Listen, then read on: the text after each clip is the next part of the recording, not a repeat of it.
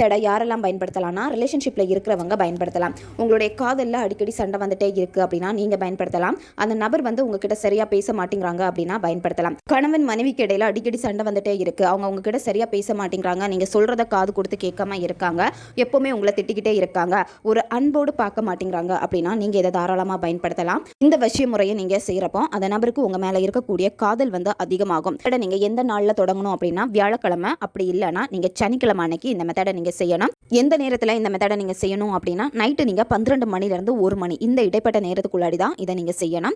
Non veg சாப்பிட்டுட்டு இதை நீங்கள் செய்யக்கூடாது. பெண்கள் தீட்டு சமயத்தில் செய்யக்கூடாது. குளிச்சு முடிச்சுட்டு தான் இதை நீங்கள் செய்யணும். ரெட் கலர் பெண்ணுனால அவங்களுடைய பேரை வந்து இடது உள்ளங்கையில் எழுதிட்டு அடுத்து நீங்கள் என்ன பண்ணணும் அப்படின்னா 3 ஏலக்காய் எடுத்துக்கோங்க. நீங்கள் இடிச்சு எடுத்துக்கோங்க.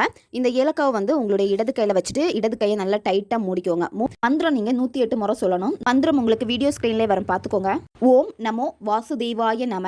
அந்த பர்சனுடைய பேரை போட்டு வசிய வசிய குரு குரு ஸ்வாகா இந்த மந்திரத்தை வந்து 108 முறை நீங்க சொல்லணும். தொடர்ந்து நீங்க 5 நாட்கள் இதை ஃபாலோ பண்ணணும். நீங்க கைகளை டைட்டா மூடிட்டு இந்த மந்திரத்தை சொல்றப்ப என்ன ஆகும் அப்படின்னா உங்களோட இடது கையில வந்து வேர்வை வரும். அந்த நீங்க விரும்பக்கூடிய அந்த நபருக்கு வந்து பாலில் கலந்து கொடுக்கலாம், இல்லை ஏதாச்சும் உணவுல கலந்து நீங்க கொடுக்கலாம். இந்த மாதிரி அவங்க சாப்பிடுற பொருளை கலந்து நீங்க வந்து கொடுக்கலாம்.